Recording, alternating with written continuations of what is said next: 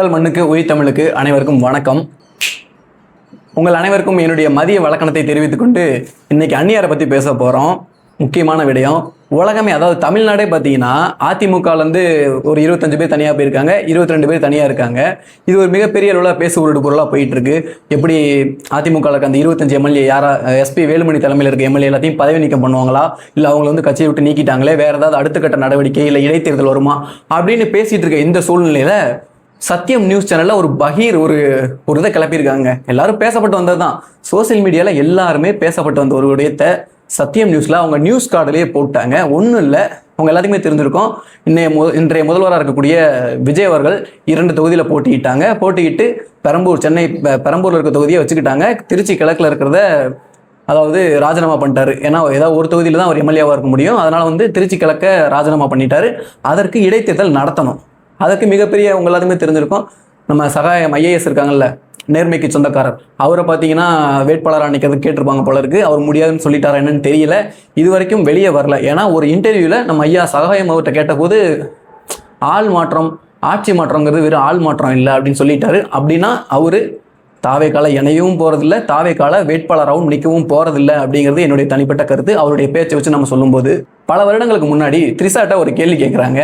என்னன்னா, உங்களுக்கு என்ன மிகப்பெரிய ஆசை இருக்குன்னு கேட்கவும் சிஎம் ஆகணும் அப்படின்னு சொல்லியிருப்பாங்க. அதை சும்மா விளையாட்டுக்கு சொல்லியிருந்தாங்கன்னு கூட பரவாயில்ல, அழுத்தி ரொம்ப ஒரு ஆசையோட பார்த்தீங்கன்னா சொல்லியிருப்பாங்க. அதற்கு ஒரு எக்ஸாம்பிள் தான் பார்த்தீங்கன்னா அவங்களுடைய ட்விட்டர் பேஜில் பார்த்தீங்கன்னா ரொம்ப நாளாகவே செல்வி ஜெயலலிதா அவர்கள்ட்ட இருந்து ஒரு விருது வாங்குற மாதிரி ஒரு புகைப்படத்தை பல நாளாக வச்சுருக்காங்க. எனக்கு ஒன்று புரியல. விஜய் அவர்கள் என்னைக்கு கட்சி ஆரம்பிச்சாரோ அன்னையிலேருந்து தன்னை ஒரு எம்ஜிஆராகவே நினைச்சு வாழ்ந்து கொண்டிருந்தாரு. நம்ம போற இடத்துலலாம் அடுத்த எம்ஜிஆர் நான் தான் சோசியல் மீடியாலாம் அவருடைய ரசிகர்கள்லாம் பேசிக்கிட்டு இருந்தாங்க. இந்த பக்கம் இவர் எம்ஜிஆர், இந்த பக்கம் இவர் ஜெயலலிதா போல. யாரு? நம்ம த்ரிஷா. ஏன்னா அவங்க வந்து அவங்களுடைய கவர் போட்டோல ட்விட்டர் பேஜ்ல ரொம்ப நாளாவே பார்த்தீங்கன்னா அந்த புகைப்படத்தை வச்சிருந்தாங்க. இப்போ அந்த புகைப்படத்தை எடுத்துட்டாங்க. இப்போ மெயின் மேட்டர் என்ன தெரியுமா? திருச்சி கிழக்குல யாரு போட்டிடுறது? சத்தியம் நியூஸ் சேனல் அந்த வெளியிட்ட அந்த நியூஸ் கார்டில் 3 பேர் சொல்லியிருந்தாங்க. ஒன்று காஷ்மீர் சகாயராஜ், அதுக்கப்புறம் கூப்பா கிருஷ்ணன், உங்க எல்லாத்துக்குமே தெரிஞ்சிருக்கும், அதிமுகலேருந்து வந்தவர். அதற்கப்புறம் நீங்களாம் ஆவலுடன் எதிர்பார்த்து கொண்டிருக்கிற த்ரிஷா அவர்களுடைய புகைப்படத்தமும் போட்டிருக்காங்க. இதுதான் பார்த்தீங்கன்னா இப்போ ஒரு பேசுபடு பொருளாக இருக்கு. ஒருவேளை நீங்க என்ன நினைக்கிறீங்க? த்ரிஷா அவர்கள் திருச்சி கிழக்குல போட்டியிட வைப்பாங்களா? ஏன்னா த்ரிஷா அவர்கள் பல வருடங்களுக்கு முன்னாடியே நான் சிஎம் ஆகணும் அப்படிங்கிறத சொல்லியிருக்காங்க. அவங்களுக்கும் ஒரு எண்ணம் இருக்கும் போல இருக்கு, நம்ம சிஎம் ஆகணும், நம்மளும் ஒரு லெவலுக்கு போகணும், பிரதிபலிக்கிற மாதிரி தான். கொஞ்ச நாளைக்கு முன்னாடியே பார்த்தீங்கன்னா நான் சினிமா விட்டு விலகிறேன்னு சொல்லியிருந்தாங்க. அதையும் நீங்கள் பார்த்துருப்பீங்க.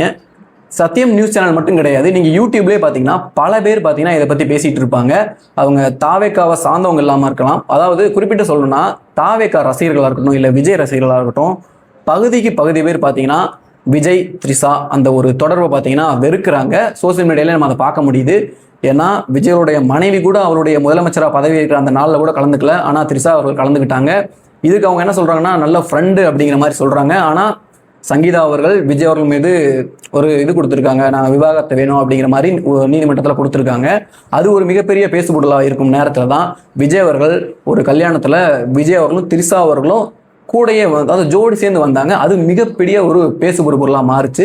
இதையும் அந்த ரசிகர்கள் பார்த்தீங்கன்னா நார்மலைஸ் பண்ணிட்டு இருந்தாங்க.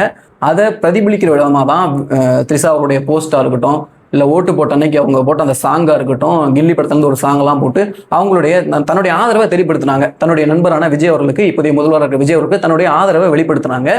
அதெல்லாம் அப்படியே போயிட்டு இருந்துச்சு.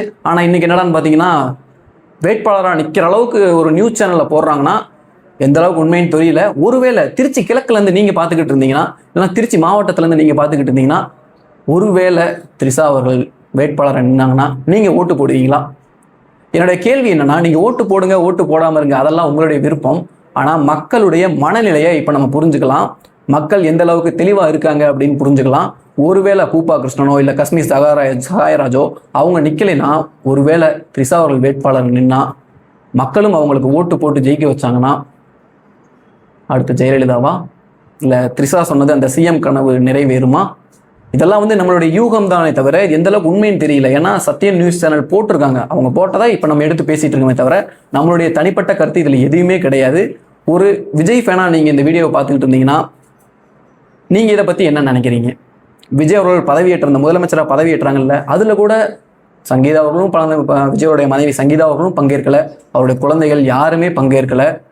இதை விட கொடுமையாக என்ன சொல்கிறாங்கன்னா, விஜய் ஃபேன்ஸே பார்த்தீங்கன்னா இன்ஸ்டாகிராமில் நம்ம பார்க்க முடியுது.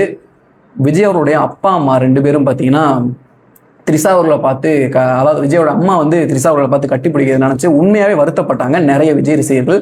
அது மட்டும் இல்லாமல் விஜய் அவர்கள் பதவி இருக்கும்போது த்ரிஷா அவர்கள் கையை காட்டி இது பண்ணதையும் பார்த்தீங்கன்னா விஜய் ரசிகர்களே பார்த்தீங்கன்னா சோசியல் மீடியாவில் போட்டு பழந்துக்கிட்டு இருக்காங்க. இன்னும் ஒருபடி மேலே போய் இவங்களால தான்ப்பா இவருக்கு பிரச்சனை, தயவு செய்து நீ போயிரு அப்படிங்கிற அளவுக்குலாம் த்ரிஷாவை பார்த்தீங்கன்னா விஜய் ரசிகர்கள் பேசிக்கிட்டு இருக்காங்க சோசியல் மீடியாவில். எல்லாரும் அந்த மாதிரி பேசலை. உண்மையாகவே நான் நல்லா இருக்கணும், நான் தமிழ்நாடு நல்லா இருக்கணும் ஓட்டு போட்டவங்க, இல்லை விஜய் அவர்கள் மீது நம்பிக்கை வச்சு ஓட்டு போட்டவங்க எல்லாமே பார்த்தீங்கன்னா இதை வந்து சோசியல் மீடியாவில் அவங்களுடைய கருத்துக்களை தெரிவிச்சுக்கிட்டு வர்றாங்க. எனக்கு அப்போ புரியல, எப்போ பார்த்தாலும் அடுத்த எம்ஜிஆர்னு சொல்லும்போது எனக்கு அப்போ புரியல. ஆனால் இப்போ புரியுது. என்னதான் எம்ஜிஆர் அவர்கள் இருந்தாலும் அவர்களுடைய மனைவியை அவங்க கடைசி வரைக்கும் கூட தான் வச்சுருந்தாங்க. ஜெயலலிதா அவர்களை கட்சியில் தான் வச்சுருந்தாங்க. இது என்ன மாதிரி நடக்குமோ யாருக்கு தெரியுமோ, கடவுளுக்கு தான் வெளிச்சம். இதை பற்றி நீங்கள் என்ன நினைக்கிறீங்க? உண்மையாகவே உங்கள் மனசுக்கு பட்டதை, நீங்கள் விஜய் ரசிகர்களாக இருந்தாலும் சரி, இல்லை மற்ற ரசிகராக இருந்தாலும் சரி, உங்கள் மனசுக்கு பட்டதை வெளிப்படையாக தைரியமாக கமெண்ட்டில் சொல்லிட்டு போங்க. மறக்காமல் சப்ஸ்கிரைப் பண்ணிக்கங்க. நன்றி.